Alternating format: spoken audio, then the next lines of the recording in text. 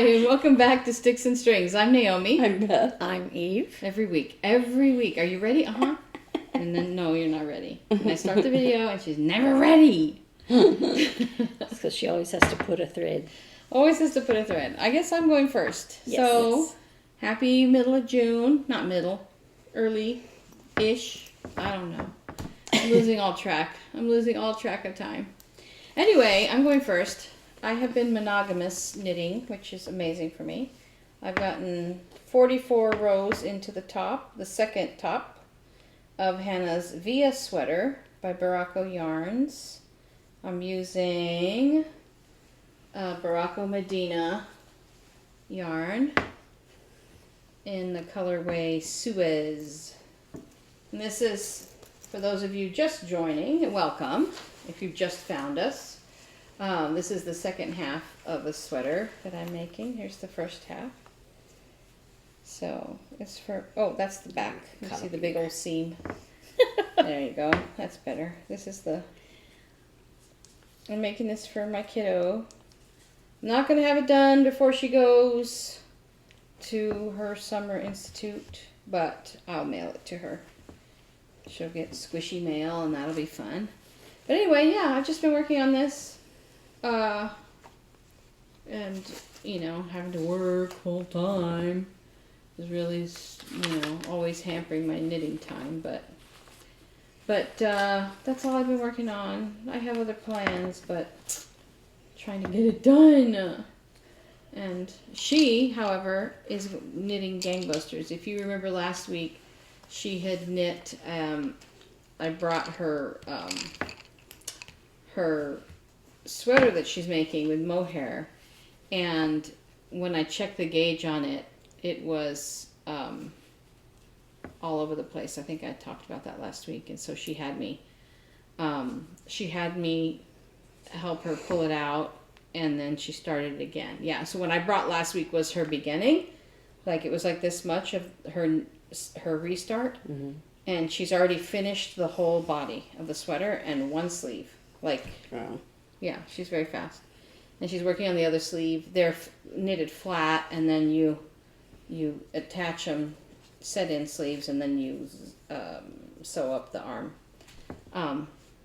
So yeah, she's almost done with that sweater. So she might, I don't know if she'll finish it tonight, but she'll probably finish it her first weekend, or maybe while we're in New Mexico.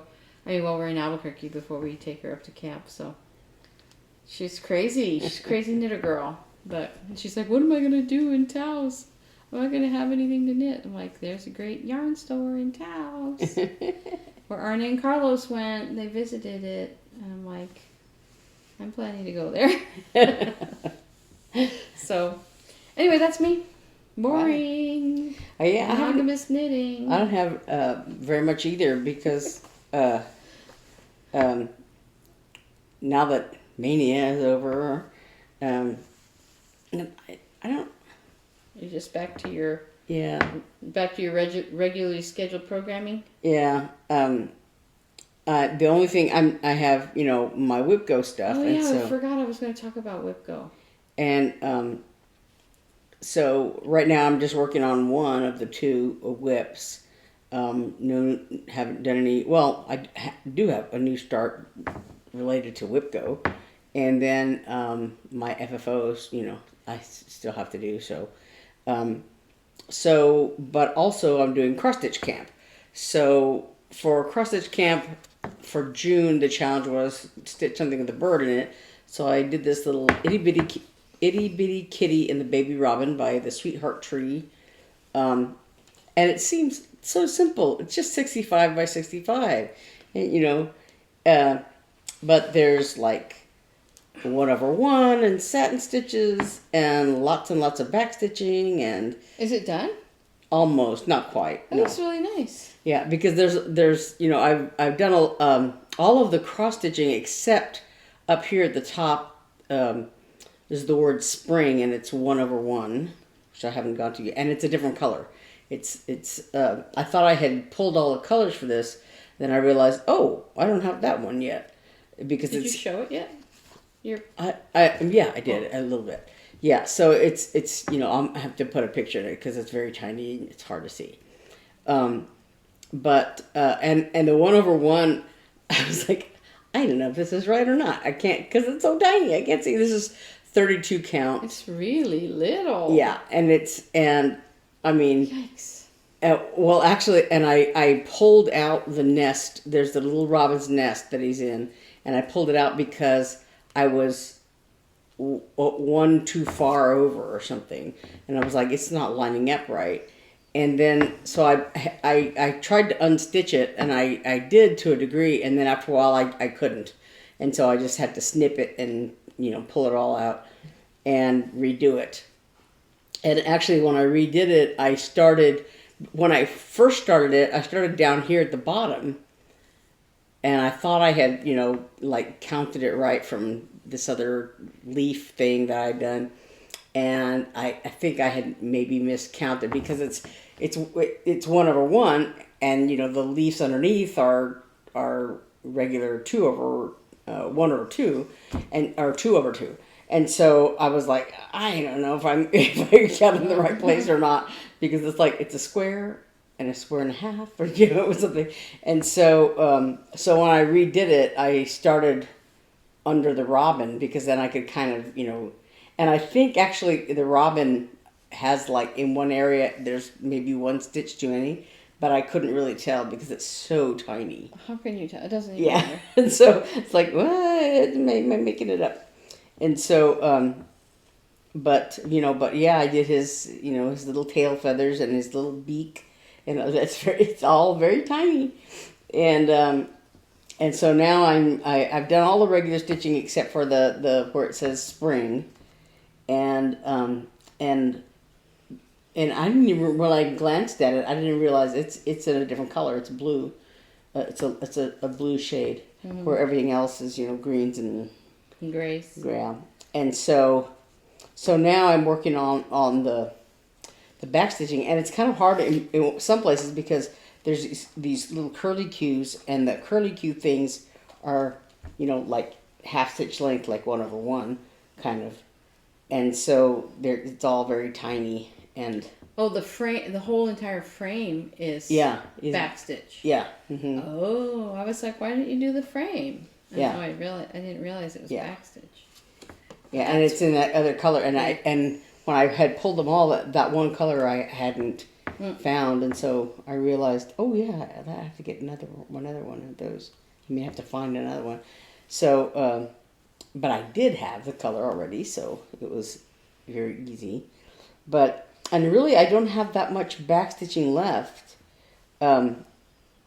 Just on this side of the cat, and then right here, and then the darker backstitching we've done, and then just that outside frame color. So this is my June cross stitch camp project. So it should be done by the end of June.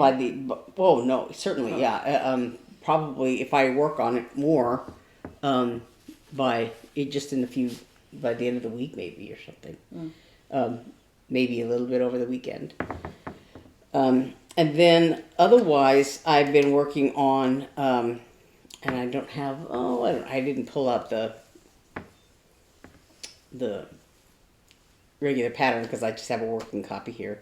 Of this is Running of the Wind. I was working on it last week, and I've been just doing a lot of this. It's a sort of light gray color, whatever, not quite white, and. Yeah, I have made a lot of progress on it. I worked on some that was down here underneath, and just like wherever I find, I'm working on this left hand, the rear of the ship, and I'm hoping actually to if I can get more of this done, then I can do the little. There's a little cloud right here that's in a light blue color. I'm like, so you can can do work on a something different. color? Yes, because I'm like, okay, if I can do this, and then I can do that. So, and so that's about it. Yeah, that's for me. I guess I've done more than I was like, I don't have very much. I don't know. But you didn't know we were so lame all week. Okay, so first, Just me because she scolded me one time. Go work on your camp project. Like, okay. Because I was working on this thing, trying to, no, that's not why I told you that. Yeah. I told you that because you were, I don't know, sitting over there playing on your phone or something. Okay, so I made some scissor fobs with fruit, and this one has a wedge of Cute. watermelon and an apple, and this one has a strawberry and a slice of watermelon. So, and they have that heart-shaped clasp thing. Oh, cute. Yeah, and I just thought, just make it look a little fancy. That's so cute. Anyway, that's those. And then you recall the butterfly beads I got. Well, I found some butterfly charms. And this one is a very light pink, like the beads. And this one is a deeper pink. Oh, I see. The butterflies have. Oh, that's pretty. Have gems. And this one is red. Mm. Oh, that's pretty. Yeah. And they're just very delicate. And I keep thinking in my head that these butterflies are hearts. And so I keep wanting to say heart, but no, they're a butterfly. I wanted to find some heart to put on the bottom. I'm like, why am I doing that? These are butterflies. So I forgot. I had a bunch of junk from Hobby Lobby. You can tell that. Yeah. So that's what I made. And then I have a new start, which I am working on right now. Hold on, let me put a thread. I will say. Now who's putting a thread? Oh. Time to put a thread.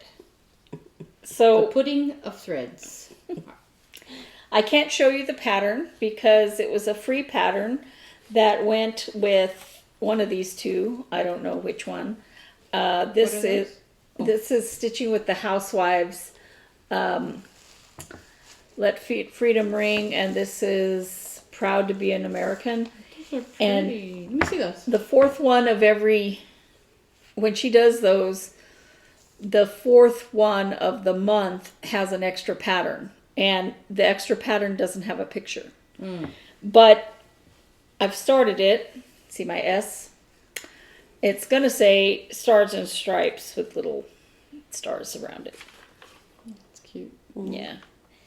And the stripes are These are really striped. nice. I'd forgotten about Yeah, them. so I started finishing those last year, and I wanted. That's. I wanted to put them on here, Oh. but I didn't want to put these on without knowing that They'll one. fit, You yeah. know, so Yeah. because I have another U.S. map thing. Don't you have like a cutout? Mm-hmm. Yeah. And it's bigger, and I might rather put it on that. I don't know.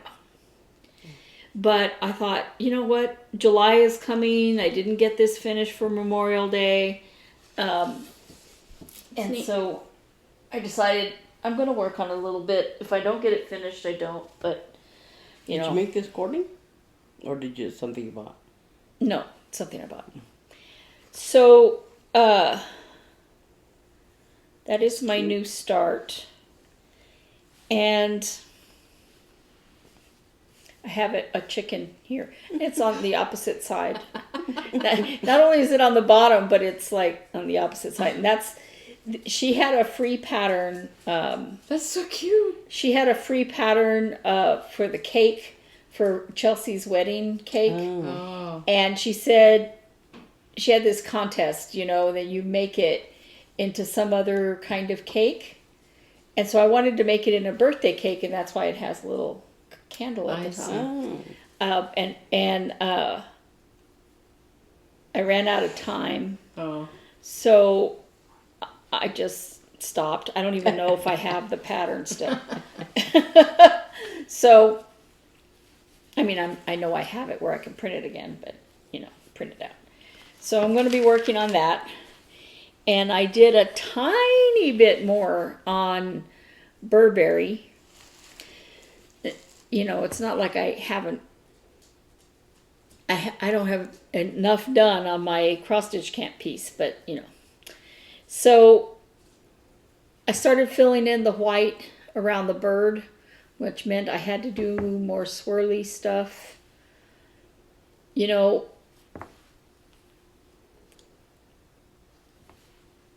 Between this and the warm woolly winter one, I never want to look at white thread again. No more winter berries and all this It's nonsense. like somebody, I was watching it. It's just, I'm so sick of white thread. I was watching a floss tube, somebody's first floss tube, whatever, and so, or I don't know what, but anyway, she was doing like a whip parade of all these kits, and so she was showing all these kits, and they're all like winter scenes, and I'm like, there's a lot of snow in those. You're gonna be sick of that. So, but I didn't do a lot of work on it. I just wanted to give myself a break from looking at the tablet. So, this is Robin by Cute Patterns by Maria. Maria Brock. Did you put on the video last week, did you put the picture of the little dog? I sent it. I can't remember. The corgi. I don't think you did. Oh, maybe I didn't. The little corgi in the snow. I'm He's so sorry. cute. Anyway, I don't know. I can't remember. Did I? I just love her patterns. I love her patterns. And, you have to get your head in the right space to work on her patterns. They're beautiful and they're so cute. I mean, look at that little guy, right?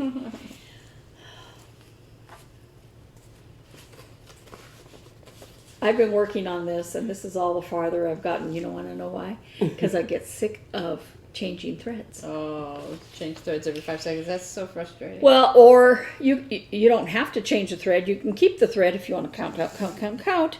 We all know how well I count. And and then a thread that my thread stash says I have, again, I did this again. Oh no. I looked for it for 2 days. Finally, I just put it in my thing to buy another one, because what I think might have happened is I might have accidentally thrown a couple of threads away. Because, when you're buying nothing but threads, especially if it's only a few, they put them in these little tiny bags. And I might have not realized there was still a thread in there or something. I don't know. I don't know why it says that I have them and I can't find them. And I looked. I went through other projects saying, did I somehow substitute this?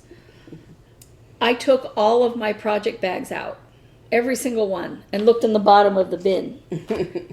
I'm like, it's got to be somewhere. Well, apparently not.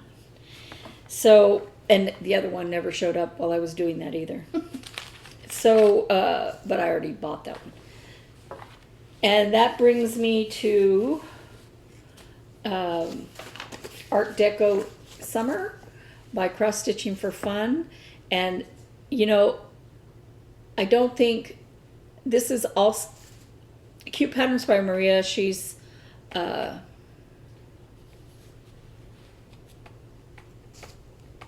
the war is. Ukrainian? Yeah.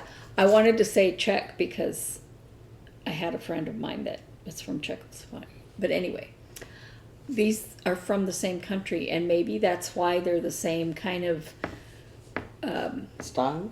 Or threads, the way the threads are. Oh. The butterfly has 10 different colors. Oh, wow. But, I mean, look at it.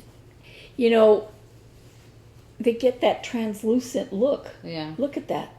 Oh, that's really pretty. I'm missing one color in there still. Just I haven't gotten to that last color. Do you mean I the think. dragonfly? There's Oh, 10 I'm missing different 2 colors. Dragonfly. No, but you said butterfly before.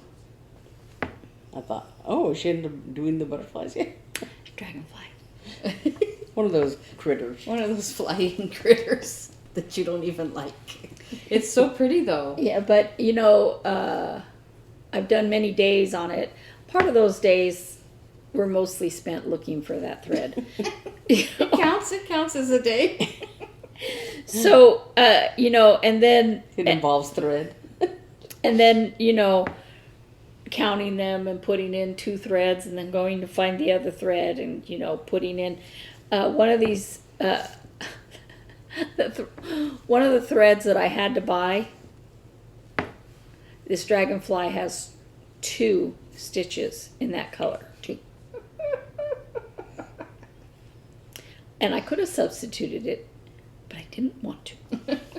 So, because a part of it is and it's the same with Maria Bravko's, is that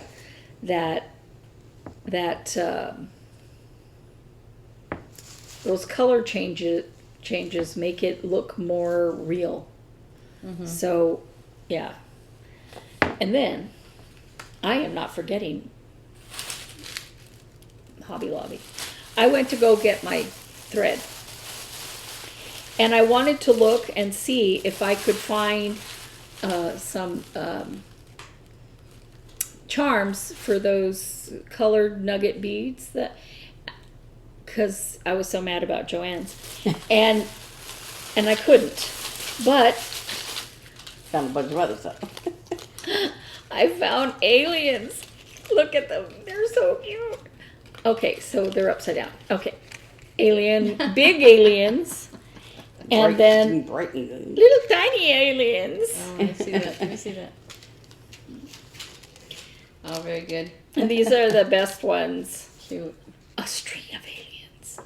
Let me see. And these are translucent. So I had to buy some translucent cool. beads to go with them. Now, you guys don't know, but I love alien stuff. When I was working as a graphic designer, I had my own office, and I had a big giant blow-up alien. I had aliens all over the place. I had alien earrings. I still have a shirt, which you've probably seen. This says "They Are Watching," and it was glow in the dark, and it had glow in the dark eyes on the back. So when I saw these, I was like, ah! I'm not going to sell these. Okay, I might. Maybe. But not these. Okay, maybe one of these. Maybe one of these. I don't know. I love aliens. And then I bought some more of these wings because I noticed I had the other beads to make those. Yeah, Yeah. like butterfly wings. Mm-hmm. So, so I didn't find for the other thing, but I ended up spending a lot of money anyway. That's so I had forgotten that I had gone to Hobby Lobby because when she was mentioning the beads, I was like, wait, I bought some stuff there that I didn't need to buy or whatever. I thought about actually some picking up some threads because I've been using some threads that I got from Naomi. She gave me a little box of a whole bunch of threads that were for some project. I don't know what I for. can't remember. But Probably Maybe that that's one. Santa Claus. maybe That I Santa don't know. Claus that I gave up on. But it had she had very neatly bobinated them all and put the numbers on them and put the symbol it was on there, and I think that was the Santa Claus. it's I really did great. that, but I didn't do the project. It's really great because I've been using them, just because you talk about you were looking for your thread. I have all of the DMC threads, and I have a whole bunch of fancy floss, and I have them all like the DMC threads I have many of them bobbinated, and I've gotten very lazy about. I have like 5 boxes, those little plastic, sectioned boxes, and I had them all. They're all in numerical order, and I even have, because of the way I am, I have 2 or 3 of one color sometimes. But then I also have these little boxes, and I have 1, 2, 3, 4 of these little boxes, and so I have, I don't know how many WIPs going on, and some of them, like for this one, I had pulled all the threads out of the project bag, and because I was using them for other things, and in many cases, I have some threads in those 5 boxes, and then a whole bunch of threads in all of these little boxes, because I'm like, okay, I'm done with that. And so I'm not going to, I don't feel like pulling all those boxes out. So I'm just going to throw them in here. And then I have another box that has a bunch of bobbins in it that I just tossed in this box. And another box that has a bunch of unbobbinated, okay, we get the theme. unbobbinated skeins. And so I'm like, so if I'm looking for something, the first place I look is in those little boxes, because if they're in there, then that's a little handier. And then I look in that cardboard box of random bobbins in there, and then if I don't find them in those boxes, then I'll look in the lots and lots of the big boxes that I have, if I'm not being lazy. And if I'm being lazy, I'll just go to Hobby Lobby and buy it. So I have DMC thread coming out my ears, and then I have 3 separate boxes of the fancy flosses, Weeks Dye Works, and the Color and Cotton, and the Gentle Arts threads. But anyway, so we were going to Hobby Lobby, and actually for this ship project, one of the bobbins that I got from Naomi, for some reason the thread is weird. And I remember I tried to use it once for some other project, and it's like it's different from regular DMC threads. That's weird. It can't, yeah. It was, and I ended up pulling it all out and using and finding another bobbin of that color, because for some reason it's weird, and that color is in this ship thing. And so when I was finding threads and all that, I thought, oh yeah, I don't know if I want to use that. And so, but we went to Hobby Lobby kind of unexpectedly, and I hadn't written down that number or anything. I was just thinking, I know it's a pink color, it's 7 something. And so I don't know if I got the right thread or not, because I haven't since then. I have it sitting somewhere else, and I haven't looked at the pattern to see if it matches. See, But here's the thing. I think it was last week. I was talking to Beth, trying to tell her that I needed to go to Hobby Lobby, and did she want to come? But while I was talking to her, she walked away and went into her room. So I went to Hobby Lobby without her. Oh. So this time I needed to go and get that thread I couldn't find. And so I walked up to Beth and I said, I'm going to Hobby Lobby. You have a few minutes if you want to go. And so she didn't write down anything. Yeah. So, and of course it's been a few days since I looked at the numbers and all that. So I was just trying to go off the top of my head. And so I don't know if I got the right number or not, because I haven't, like I said, since then I haven't taken the thread and, because then I started working on my camp project and blah, blah, blah.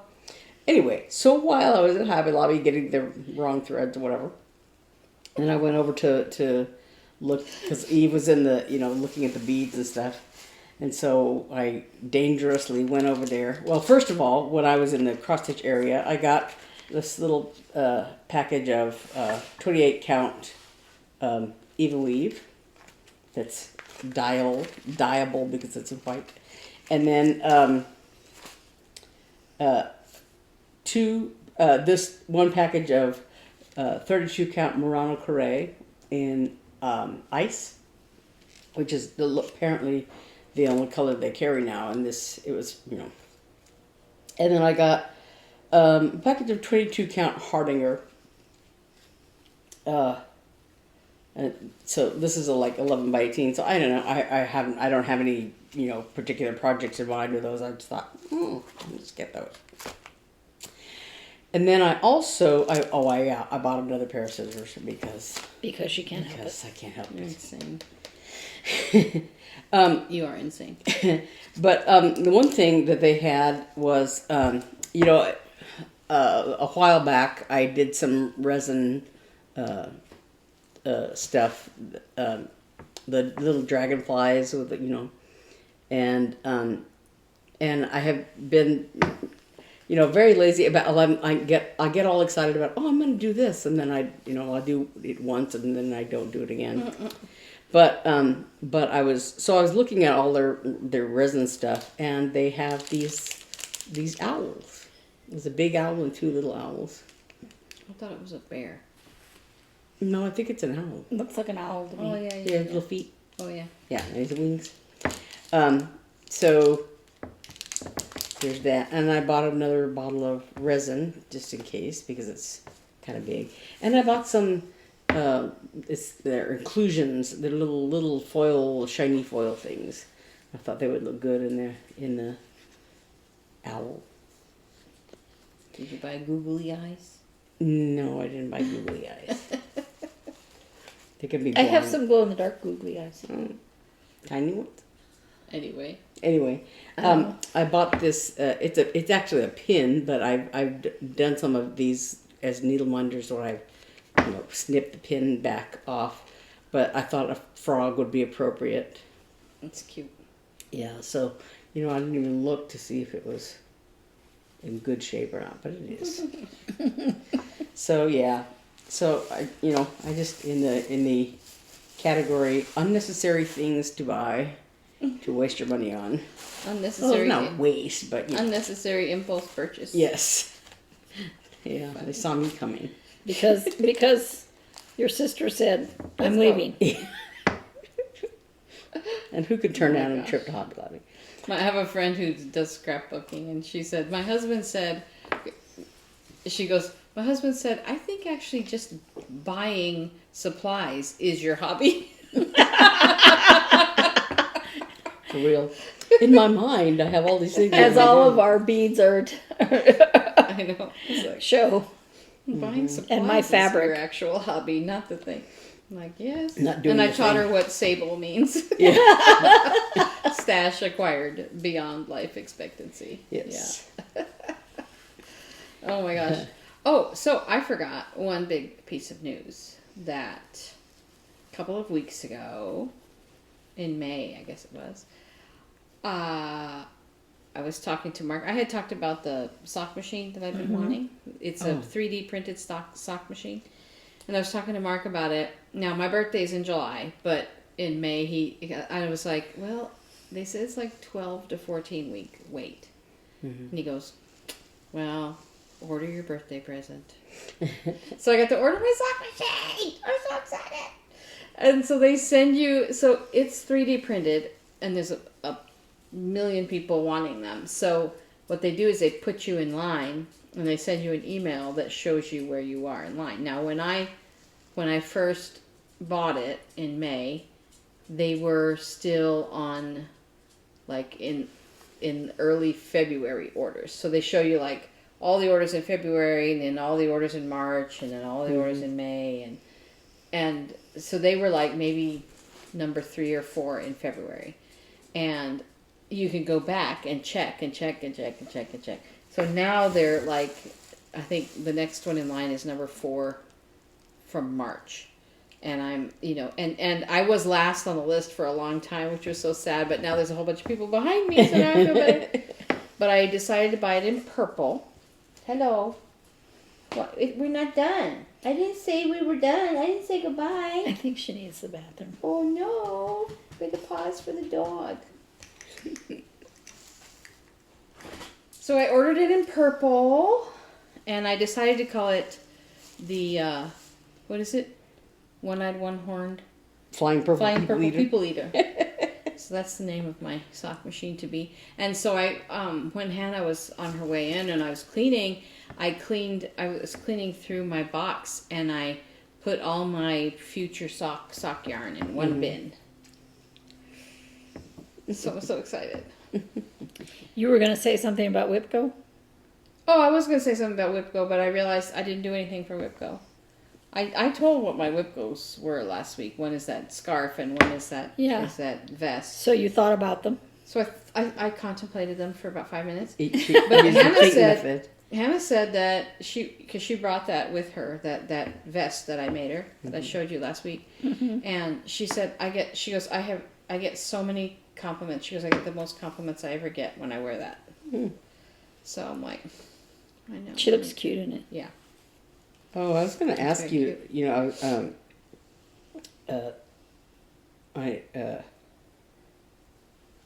on my green chair, that, you know, I've kept a couple of little throw things that Grandma made, and the other day I noticed that I guess one of them, where there's like I don't know if the thread has disintegrated or come undone or something. There's a gap in there, and I didn't know if they were repairable or if I should just, you know, put them aside away. And because I was looking at them like, oh no, because I used to have them just like on my desk chair for a long time. My grandmother used to crochet nonstop. Like a tick, yeah. Yeah. She even when she had like cataracts and could barely see, and she would just do it by feel, yeah. Yeah. And but it was so yeah. I had a couple of throws that she made. I had one on the back and one on the seat of my desk chair for years when I was in Little Rock, and then they're made from like acrylic yarn that was pretty sturdy. Yeah, it washes pretty well. So for my wedding, my grandmother crocheted me, I guess you would call it a blanket. It's not really a blanket, and it was this stitch that she favored, which was like shells, kind of. My ex-husband used to like to cover with that, and he would put his toes in the stitches and stretch. Which is why he's your ex-husband. One of the reasons. Which is why he almost died. I'm like, stop that. I'm like, why would you do that? Stop it. Yeah. Yeah, poor Hannah though, she's inherited the fiber gene from grandma to me to her.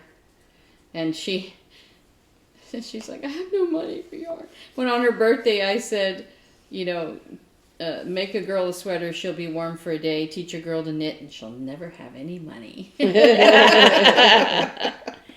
She's just like. So my Aunt Eva, one of my mom's sisters. She knitted though, didn't she? Yeah, she did.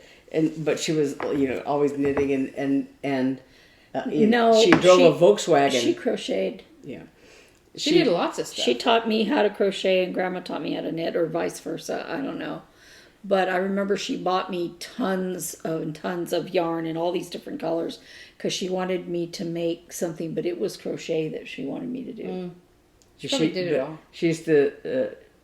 She drove a little Volkswagen, and on the floor in the back seat there was always a ball of yarn rolling around in the back of her car. So she was a that very aunt, bad driver. That aunt, we were visiting. Might have been for my uncle's funeral. No, I don't remember why we were visiting El Paso, but we were driving. We were going somewhere, and Beth. I don't know if Beth was with me, but I was in the back seat with one of my cousins who lived in the same town. She's not with us anymore, and we started off, and she said, "What do you do when your Aunt Eva drives?" And my cousin goes, "Pray." And apparently that was the correct answer. That's so funny. Well, I remember, I don't think I was in the car, but I heard the story of that. In the little town where my grandmother lived, when you went to leave the town to get up on the highway, it was uphill. And the Volkswagen that she had was, a standard. It had a stick shift, right?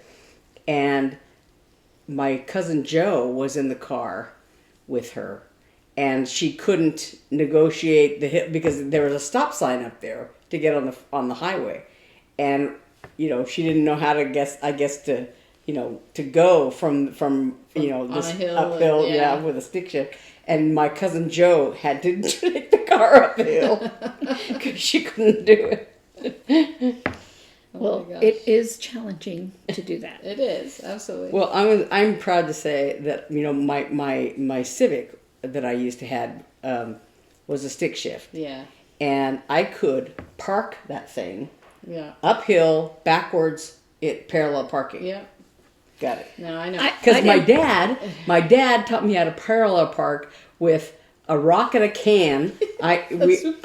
When I was a kid, we had the same driving instructor, and I cannot park at all. We had a Chevy Suburban back before they were derriere, and so it's very high up, and you really can't see the curb when you're close to it. And so he had put a big rock and a can. We were out in the some undeveloped area, and he was like having me practice parallel parking. So I'm trying to park this big SUV thing, and he's like, "No, you're hitting the car." And I'm like, I can't see. Like, well, that's the bumper of the car in front of you. And I'm like, I don't know. I keep meaning to do it, and I just, there's never any time. But I was like, I could put the trash can and then the recycle can, our big trash can and our big recycle can, and make Hannah parallel park between those, because at least you can see them. Yeah, but I think the reason that he liked to use those smaller things is because you need to be able to do it without being able to see where they are. Yeah. Well, I think it was a matter because of, it was right there. Yeah, I was going to say. I could not do it. And when I was taking driver's ed, they wanted us to drive backwards, but not using the rear view mirror. They wanted us to turn and look behind us, putting our arm up and looking behind us. And I absolutely couldn't do it. The car would go the wrong way. But the reason is that I cannot reach up like that to turn around that way. And I said, I have to use the mirror. And they're like, no, that's not, no. I'm like, and you said one day there's going to be backup cameras, and you're going to regret. And the car will park itself. And the car will park itself, and the car will drive without a driver. Just leave me alone. That's so weird. When I was working, I used to have this gigantic van that I would take. How could you even see over it? I would take participants to activities in, and I would just park over 2 spaces. And because, for 2 reasons. One, I couldn't park. But the second one is that there was a side door, and if somebody parked right next to you, there was no way you could get in or out because the door opened this way. It didn't slide. It didn't slide. Right. So I would just park over 2 spaces. And then the company put stickers on the back of the car and tattletales on the car. What do you mean tattletales? It's a device that they can monitor where you're going, and if you bump anything. One of our drivers, I had to give her a write-up because it showed a bump while she was driving to pick up people. And she said, I hit a trash can, the plastic trash cans. Yeah. She goes, because I was trying to get near the curb so that they wouldn't have to walk into the street. Yeah. And there wasn't room in between the 2 trash cans. So I bumped the trash can. And I'm like, yeah, but you're not supposed to. But so whenever things like that would come up where I knew I was going somewhere where if I parked over 2 spaces, people would be yelling at me, I just made one of the other staff drive. And that, my dear, is why I was in the back trying to buckle somebody in when I hurt my knee. That was on National Pizza Day. At least you have a reason that you hurt your knee. Unlike me, on, what's today? Today's Thursday. On Tuesday, I was working, and I got up from my chair, and suddenly, my knee no longer wanted to be normal. And for the rest of the day, it felt swollen and painful. I could barely walk. I'm like, all I was doing was sitting in my chair, and I got up. Happens to me all the time. And so it's been bothering me for all these days, and I'm like, and then it feels a little better, and then by the end of the day, it's killing me, and it feels like there's like cotton in my knee, like it's swollen. I'm like, dang it, I don't have time for this. That's how I first noticed the arthritis in my knee. Ugh. Anyway, I'm just so mad. I'm mad about it. Oh, I was talking about my Aunt Eva and her Volkswagen. When I was in college, I had a car that we bought from some friends of ours, and it was a 4-speed, and I had never driven a stick before, and so I think we hadn't gotten it yet, or I wasn't driving it yet, or something, and so I guess we hadn't gotten it yet, because I was riding with my dad to college, and so he would, I guess, pick me up in the evenings or something like that. I don't remember. But so on at the end of the day, when we were driving back home, he would have me drive, because his little car was a stick, and so we would go like not on the freeway, thank you very much, but on the surface street, so I could practice, and part of it was, he and I are roughly the same height, but he has very short legs, I guess, or something. Maybe it was just his style of driving. But the seat was very close to the front, scooted forward, and so I would get in it without thinking, because, like I said, we're about the same height, and I could not. I had a lot of trouble getting the car out of first gear. It would I get in there, and you have to smoothly do the pedals or whatever, and I would get it almost in gear, and it would jerk, and finally I realized, okay, if I slide the seat back one notch, then I can miraculously I could do it, But anyway, so I had practiced a lot with his little car, and then one time we were in the little, it was a Pinto. It was we were all in the Pinto. I guess my mom and dad, and me, and maybe Naomi, and I don't know, not Eve, I don't think, because I think that was around the time we were married, I guess. And but we were in the Pinto, and we were going to this hamburger place, and the parking lot had a slope, and so I was trying, going slow, because I was trying to go to the little parking block thing.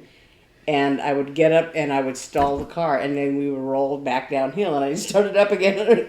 And I don't know how many times I tried to do it. And Dad made you do it. Yes. So he tortured you. I learned how to drive a stick from my ex-husband. We bought a car that had a stick, and he knew how. And so he taught me how to do it. And we practiced a little bit, and we were at his dad's house, and so then he went inside and he said, "You go to McDonald's and get us something to eat." Mm-hmm. I said, "Well, come on." And he goes, "Nope, you go by yourself." And I said, I can't." And he goes, "Yes, you can. Go. You know what you're doing. Go ahead and go." And the way there, it was fine. I was terrified. It wasn't even a mile. It wasn't very far. But there was a very busy road that I had to get onto. But I was okay. And then on the way back, I was at a stop sign and I was trying to turn onto the street where his parents lived, and I kept stalling the car. And That'll make you sweat like nothing. I was, and I could not get it to work. And then I did. Yeah. And I never had any issues like that Right. ever again. Yeah. And I was so mad at him when I was stalling it constantly. But then I realized afterward, if he had come with me, I would have depended on his knowledge rather than my own knowledge. And I would never have been able to feel confident. You know, that's the thing about driving a stick. You got to feel confident in what you're doing, or you do it wrong. Well, yeah, my mom learned, obviously, because that's all they had in those days. She learned how to drive a stick, a standard. In those days, the gear shift was up here on the steering column. But at one point, I was going to be in the hospital, and my mom was going to be staying with me. And I had, like I said, my Civic was a stick, and I loved that car. Anyway, but I thought, my mom, I don't want her driving, because I'm going to be in the hospital and she's going to be staying at my apartment and having to drive across town, to come and be with me or whatever. And I didn't want her having to she could drive a stick, but I didn't want to make her do that when she was, in a strange town, all by herself and all this kind of stuff. So I had a friend at work who, she couldn't not drive a stick, but her husband could. So he and I traded cars. So he drove the stick, and I had his little, I think it was a Ford Taurus, and that my mom could drive, by herself. And what was so funny is that my Civic did not have a little ding thing when you leave the lights on. It didn't ding. And because, you probably had to pay extra for that. You want a radio? You have to pay extra for that. You want an outside mirror? You have to pay extra for That's that. how come I had AAA. Because I did that two times in a row at the same spot on the way to a craft show. But so Left the lights on? So he I had to have my car jumped by. Oh, man. And I'm like, for that amount of money, I could have bought AAA. So I bought it. So he accidentally left the lights on, and killed the battery. So he had to buy, so he went ahead and bought a battery for the car, and then one time, very very few days after that, I think. My mom and I had gotten out of the hospital, and my mom and I were going to go to, I don't know, to Walmart or something. And we went out to the car, and it was dead. And I had to buy a new battery for it. So you exchanged we traded batteries? cars, and we traded batteries. Yeah. And, That's funny. Yeah, I learned to drive a stick, but never did it consistently enough. I mean, if there was the zombie apocalypse and I had to escape in a car and the only one was available was a stick, I think I could do it. But yeah. like there were people saying how it's a life skill, you have to know how to do it, which is kind of true, but I don't even know how many cars are left around except for luxury fancy ones anymore. That when I bought the Civic new, and I had just had it maybe just a few months or something, I remember. But I went home for a visit or whatever, and my Uncle Paul at that time, he had a doctor's appointment or something, and he, for whatever reason, he couldn't drive or something, and so I was driving him to his doctor's appointment, and and he was like, "Oh, it's a new car, blah blah blah," and he's like, "Does it not come in an automatic?" I'm like, I didn't want an automatic. I bought it on purpose, because in his mind, in his day, it was like, you buy a fancy car, you buy an automatic. It took me a long time to purchase a car with power windows, because when we were young, my parents bought an LTD and it had power windows and I don't know what all. Yeah. And my mom was driving us home from downtown Albuquerque, and we lived pretty far from there. And on the way home, the window stuck half down. And I couldn't get it up. It wouldn't go up. It wouldn't go up. And then it started sleeting on me. We're driving on a highway that was like, I don't know, 55, 75. I don't remember what it was back then. 75 75 probably. And with sleet coming in on me the whole time. And there was no way I could close the window. That's what Mark said his parents would always say, like, oh, those power windows, they'll just break, which was true back then, you know? Yeah, and that was what my dad I'm like, with a regular window, I can just close it. My dad would, like, he didn't want us putting the window, like, part way down. Because what if it breaks that way? You know, it's like, either all the way up or all the way down, you know? I think, and he just had a mistrust of everything. I think it broke while I was putting it up or down. Yeah. Yeah. I didn't intentionally have a half window. But and that drives me bananas on cars that have in the rear of the car when the window back there won't go all the way down because of the tire. It's like, you can't design this car better. What point is there having a window if it only opens a little bit? Remember when cars used to have a fly window? Yeah. So my friend at work, our new executive assistant, her husband has a historic car from the 40s, and it has a fly window. Yeah. I remember my Uncle Joe had, he loved old-fashioned cars, and he had two or three, and I remember the Hudson that he had, he had a Hudson, and I think he had an old Plymouth or something, Yeah. Those old roundy cars, and I remember that, like, the hard plastic things on the windows, window cranks and all that. This is talking about ancient history. You young people probably don't know it. Well, the other day, I got... it looks like a card, like from a friend, and my name and everything is in script. But it's printed. Yeah. I knew it was, junk mail. Junk mail. And I looked at it and I went, young people today will not be able to read that.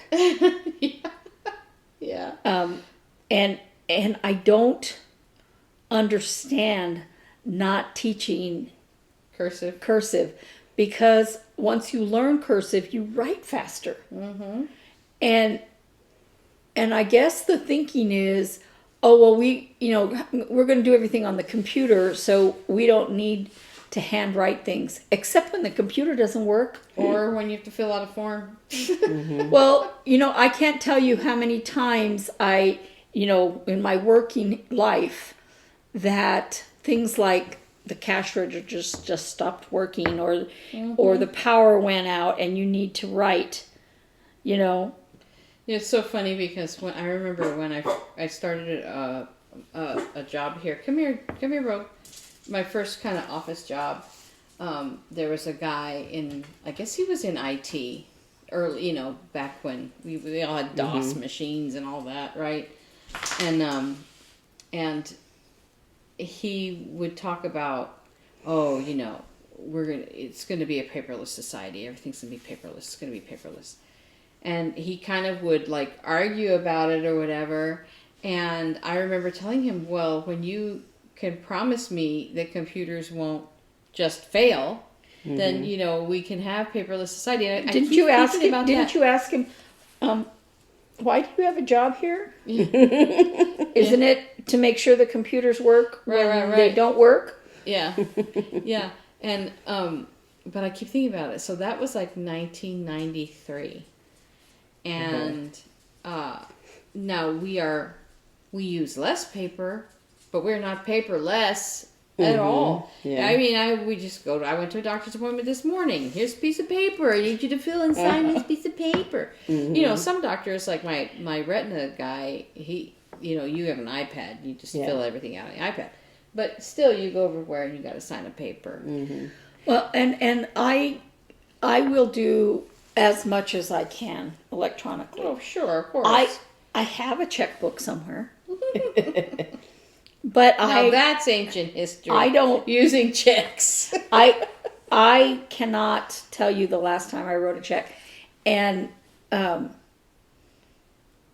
will use electronic stuff hands down because it's easier for me to keep track of it. I am horrible with paper. Yeah. But you know how to write a check. I know how to write a check. I know how to balance a checkbook. I know all of these things. I know how to write a letter to, and my son was taught how to write out, stationary letters, whatever, write somebody's name and address and where the stamp goes and all that. He was taught that in school. But your daughter was not, was she? Well, I know they were, but it's just I think part of it is that you don't practice it, I was telling her today because we were getting her like toiletries and stuff for her summer institute, and I was like, remember when I sent you away to camp that first time and I got you cards and envelopes and stamps, and you came home with all the cards and envelopes and stamps. But yeah, it's just a matter of practice, Yeah. That's the thing. And a lot of times people think, well, we don't need to teach people, that old-fashioned stuff. I'm like, really? I think people should still learn how to read analog clocks. Yeah. It was funny because I have this smartwatch, and for a while, one of the face I had on it was an actual clock face, like an analog clock, just because I liked it. Right now, it's on a digital because it shows all my pictures. You can't see, but I have 3 different pictures that it shows me. But anyway, but for a while I had it with an analog clock, and young friend of mine at work asked me what time it was, and I showed her my watch, and she's like, I think I can read that. And she's looking at it for a minute, and I was like, girl! I saw some thing, I think it was I don't know, it was like not Dear Abby, but something on my phone. But this person had, I don't know where I saw it, but this person had a young man come into her, I don't know, her business or her place of business where she worked, and he was asking what time it was, and so she just pointed at the clock on the wall, and it was a regular clock, and he's like, I can't read that. She's like, so sad, too bad. Well, and like, I don't need to sew my own clothing, but I can.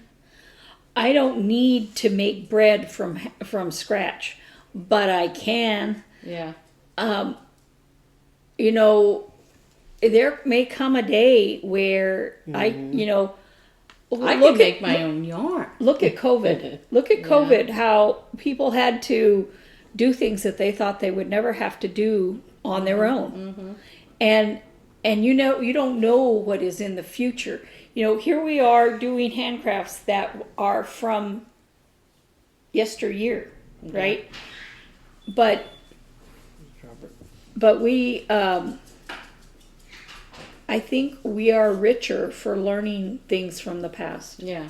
Oh, sure. Well, there was a show called The Day the Universe Changed. Oh, I love that show. And yeah, I loved it. And it talked about how, with all these innovations, with each innovation, like something would fall by the wayside. Like when the printing press was invented, I think the episode was called something about, the invention of the printing press and how we lost our memory or something like that. Because before the days of the printing press, one of the things that minstrels would do, or I don't know if minstrel is the right word I'm thinking of, but anyway, so these people would go from town to town, and they would basically, memorize whatever, news or whatever. And so they would go around and they would say it because they knew it from memory. And Remember so that movie, News from the World? Or News, whatever? News of the World. News of the yeah. World, yeah. And so because most people were illiterate anyway, and so that was how you got your news, by word of mouth or by by somebody memorizing what was and but then of course the printing press was invented, and so people didn't have to do that anymore, so nobody knew remembered anything. But more like people that. learned to read. Yeah. So that's the yeah. trade-off. But that same guy that did that series did another series after that, and he was talking about how about the idea of like, if something happened and technology went away, back in the day, everybody knew how to make a shovel, everybody knew how to make a plow, things like that. And that nowadays we don't know how, because we just go to the hardware store and buy what we need, and we don't know how to do those things. Or we look it up on Google. There was one of my favorite authors wrote a book series, and the first one is called Last Light, and it's where sunspots or something make everything electronic zapped, right? Planes fall from the sky, cars quit working, the water can't be pumped anymore. Anything that had a computer chip in it just quit working, right? And people had to learn how to purify their water and how to cook bread and how to make vegetable gardens and how to survive on that. And that one, and at that, bicycles would get stolen because it was the only way for people to get anywhere without walking. Yeah. And I loved, of course it was also a murder mystery, but I loved the way that they were having to survive. Like they went on bicycles to like Walmart, okay, and somebody had to stay with the bicycles with a gun, okay, while they went in to shop, and they were getting those big trash cans so that they could use those to put water in, and they were throwing everything in them that they could possibly get, and pretty soon it was all gone. Right. And because what would you go get if you could not use your stove or your oven or lights or your car? I listened to this, it was interesting. It was like an old-fashioned radio show on Spotify. I'm trying to think of what it was now. I'll have to think about it.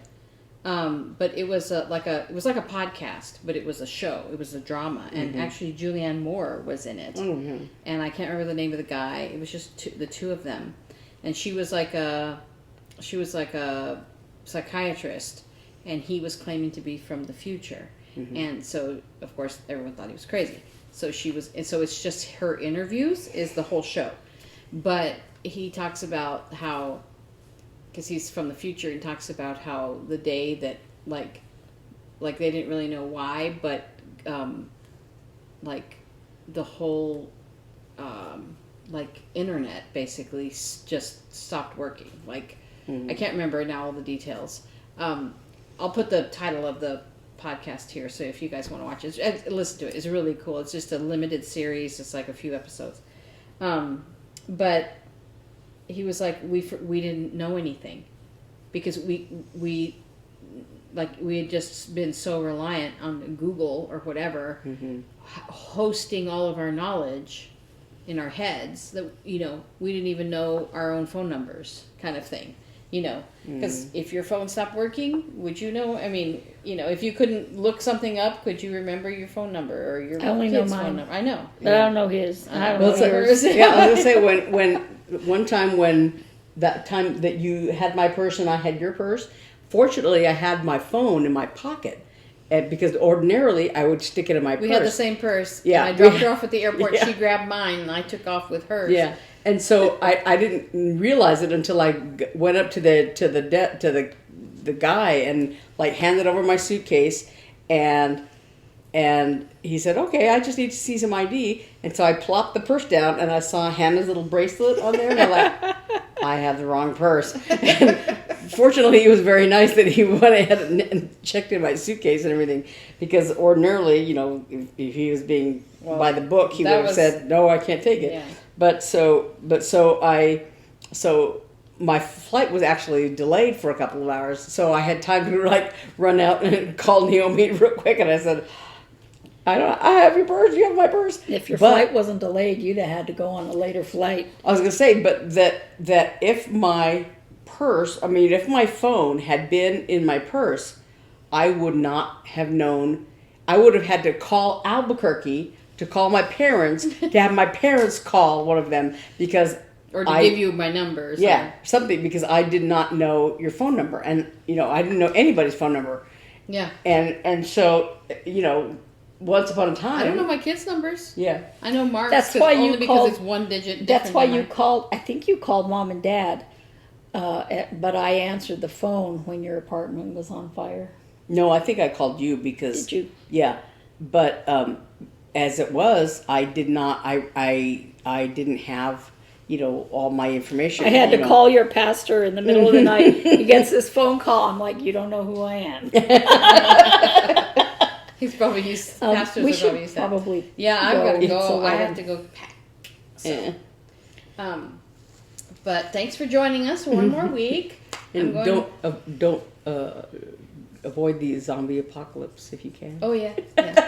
Learn how to sew and knit. And The people that watch us would at least know how to do some hand. you could do some stitching. you could mend your You clothes. can make a pillow. Oh, That's my son. All